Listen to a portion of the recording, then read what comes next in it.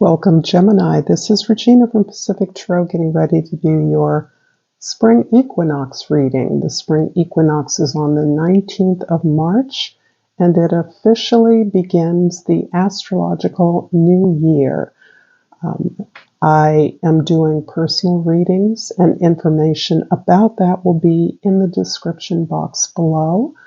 I am giving away a free reading on about the first of each month. So I collect the winners from the comments that I receive and the donations that I've received previous. So thank you all for participating in that. I appreciate the outpouring of support from so many of you. I also want to thank those of you that are here now. And all the support that I feel from you for doing what I do. So thank you for that in advance, Gemini. Let's get started with your overall energy. The Star card. The Star card kept flipping out as I was shuffling your cards today.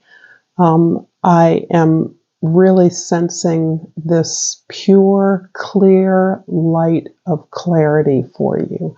This illumination of a vision of something that you greatly desire, quite possibly something that until you had gone through the many experiences, many challenging experiences that you've been through over several years, you were unable to imagine this was even possible.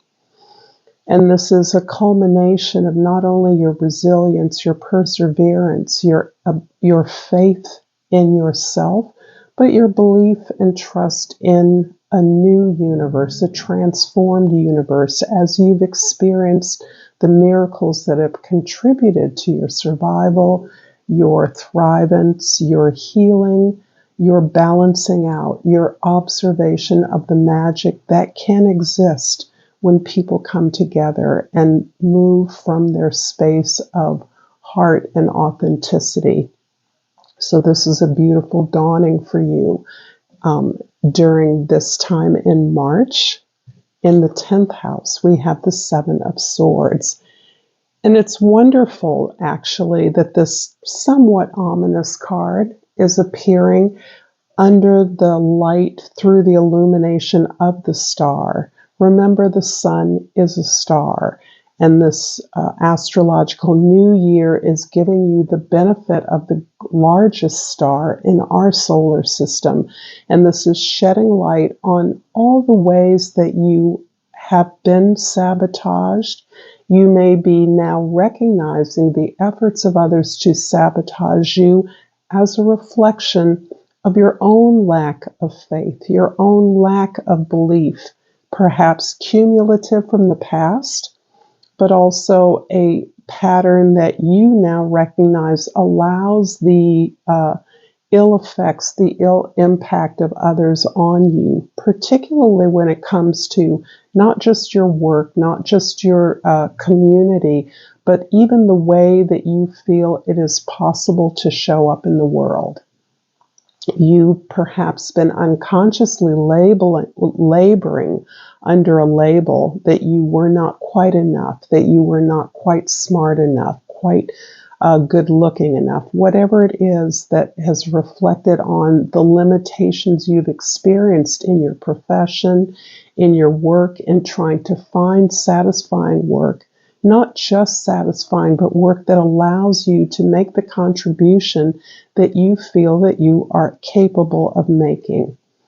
And so this is allowing you to see these patterns, to see the way that they're seated within you, and to eradicate the belief, the naysayers, the criticism, the minimizing of your effort, the discrediting of your ideas to you, your efforts to you. You are simply ignoring that. You are listening to the feedback because you're picking your battles, knowing full well that as you move forward in a direction that others, that brings up fear in others. It can be envy, it can be the possibility that you are moving away from them and their need for you, even if it's as the scapegoat.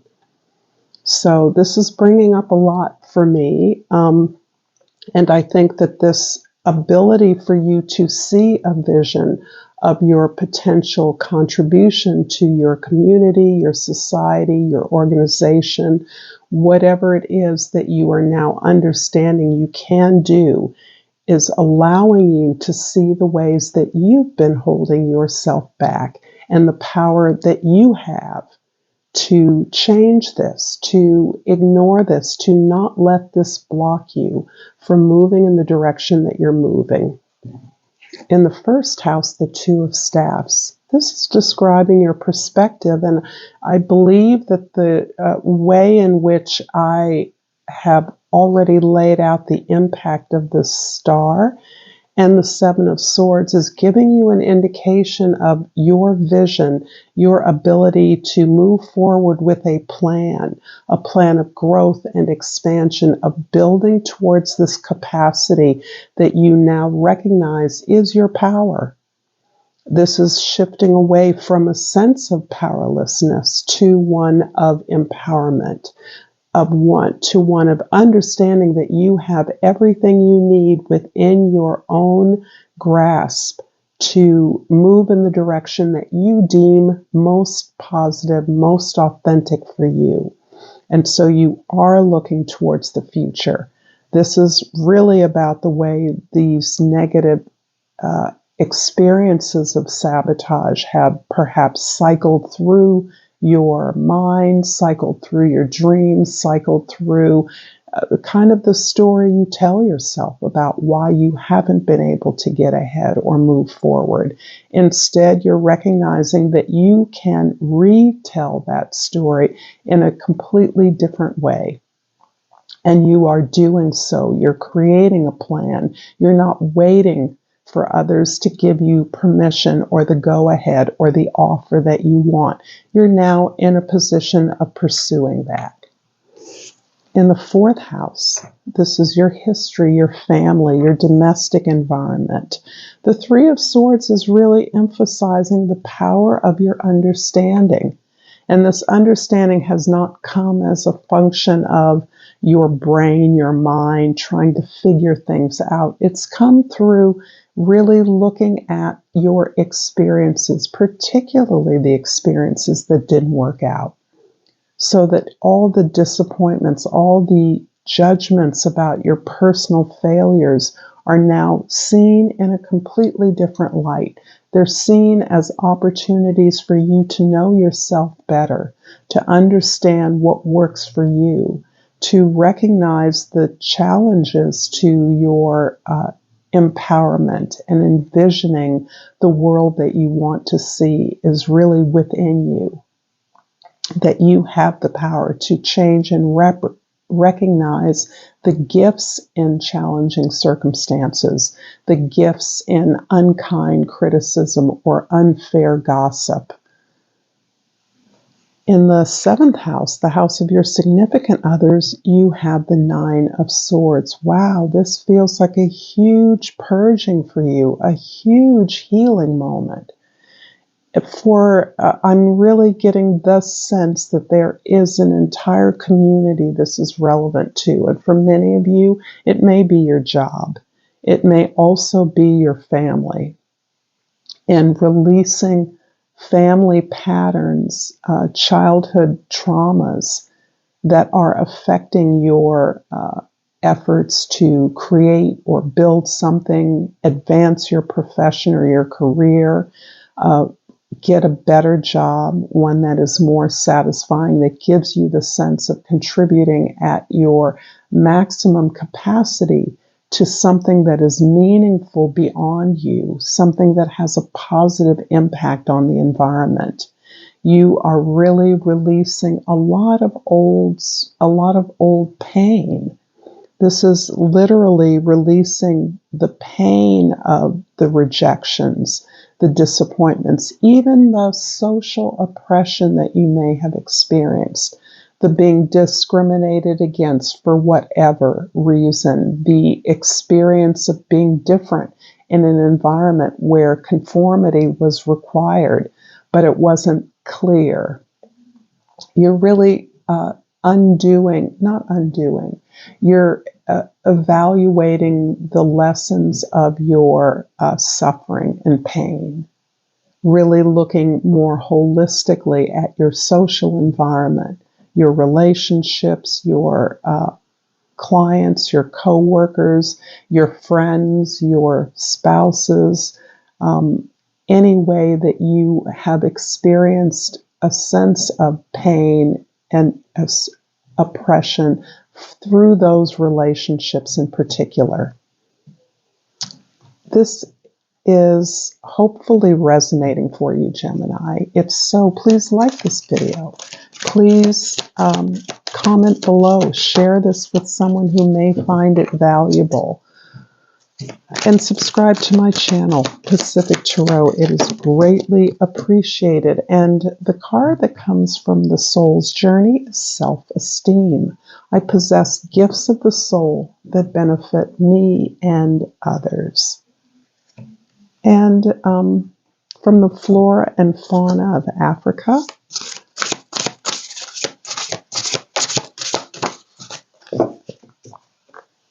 we have the hippopotamus. And the plant that goes with the hippopotamus is called the grevillea. It's kind of a hairy-looking flower. And the key word is creativity. If you're bored, stir things up. Release emotions and habits that no longer serve you and start something new. These cards are absolutely confirmation of this healing cycle you're going through, this acceptance of things not working out as being something that you are now rejecting and coming into the sense of empowerment. The Two of Staffs in the first house is clarified by the Page of Pentacles in the second house and the World card in the third house. You're completing something. You're completing a cycle, and it seems very clear as you begin to plan, look forward, establish your expertise, and look at ways that that can be applied to unfamiliar new settings, the world, facing the community with an eagerness to make a contribution, to be seen, to be a part of building something, to being open to learning new ways of doing things. You are actually releasing a pattern where you felt blocked, where you felt that your difference, your uniqueness, your imaginative abilities were not received well, were not accepted, were in fact rejected. And that you have come to the end of that cycle. You are learning the lessons that you have gained through the difficulties that you've overcome that have in fact occluded your vision of the larger world. And having released that old world story, you're opening up to this illumination about what is possible for you, where you can go. And with this incredibly positive outlook, understanding that whatever comes your way is going to foster your growth and expansion. The Three of Swords in the fourth house is clarified by the Ten of Swords in the fifth house and the Eight of Wands in the sixth house. Well, actually, there are two cards here, and they're both tens. So in the fifth house, this is really the house of your creativity, which the hippopotamus names as a potential power of yours. You're also in the process of changing, of embracing a change, of releasing the old. And in some ways, the world is describing this release of the old as you take the skills you've gained, the lessons gained with you, knowing that they're a preparation for this new world that you're ready to enter. You're releasing old obligations and responsibilities that don't belong to you. You're also releasing the expectations, the labels, the boxes that others have put you in. And this is all part of this really quite challenging release that you're experiencing. And this may be creating the sense of a world that is unanchored, unsettled, that is moving rapidly around you. So this can also be a time where you are entertaining new ideas, networking, talking to people, finding information, offers coming to you to work in a very concerted way with others, to have a really considerable impact in a way. This can be on a team that you're about, that you're working with, that you're creating, that you're putting together to present some kind of a service, to create service, resources, tools for others. In the 7th house, the 9 of Swords is clarified by the Fool card in the 8th house and the Wheel of Fortune in the 9th house. Whew. The major arcanas are significant here because they're reinforcing this incredible, almost gauntlet that you are moving through right now. And it's squeezing you out in the position of the Fool. The Fool is really where you are not abandoning your tribe, your community, your team, those that you work with who share your vision, who share your interests, who share your motivation to create something better, but you're actually releasing a whole lot, having experienced the underside of your efforts for a long time.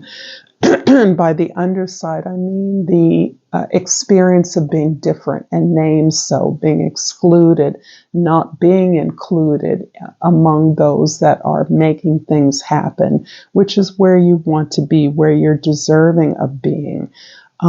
You are imaginative, you are creative, you are a communicator, you are allowing yourself to learn things differently, to share knowledge in a different way that is more accessible to more people who are similarly different. In fact, it's your difference that is marking you as the mode of communication to others. Those that don't stay within the box, those for whatever reason are moving away from the conventions and norms that we accept as necessary. You're releasing that, realizing they may have been necessary in the past, but they're not working for you or others now. Our institutions are failing us, and in that regard, you are one who is coming in to creatively identify those goals that are worthy of our continuing on this challenge to create something better, to create something that allows us to be faithful and true to who we are, that doesn't compromise your sense of value and worth in order to get along. And so this is also almost an experience of karma where you are, the universe is recognizing your effort, your perseverance through these difficult, challenging experiences of exclusion, of not being a part of something, of not being chosen, and is now giving you an opportunity to build something in the long term. There is always the necessity of more education, more connections to people further afield, seeking out global audiences and contacts. These are part of the ways that you're putting together something that is worthy of addressing the kinds of challenges that you see as impacting our society. The 7 of Swords in the 10th house is clarified by the Knight of Swords in the 11th house and the 8 of Swords in the 12th house. There is naturally this ability for you as someone who is reasonable, rational, logical, data-driven, evidence-driven, to overthink and overanalyze a situation when you have, in fact, been productively looking deeply, investigating your own disappointments, your own failures, looking at ways in which you could empower yourself to make positive moves in the direction that you want to. You've accumulated so many strategies, so much knowledge that it is impossible for you to relax into this beautiful vision that is going to empower your creativity as you are overthinking everything, as you are in your head about all aspects of your past and your frustrations. So instead, you are being invited to have conversations, to allow your curiosity to lead you, to ask questions without making assumptions about what others want, what others need, or what others have experienced. Even if they seem similar to you, you're trying to understand better what the story is that you're releasing and the new story that's replacing it. And that requires a lot of evidence, searching for evidence, doing research, connecting with people, listening to them, inviting their ideas. I'm going to finish up this reading, Gemini, with a crystal oracle. And the Prey Knight jumps out, and it is keyword trust. I trust myself and the divine flow of the universe. Thank you so much, Gemini, for this beautiful reading. Until next time, namaste.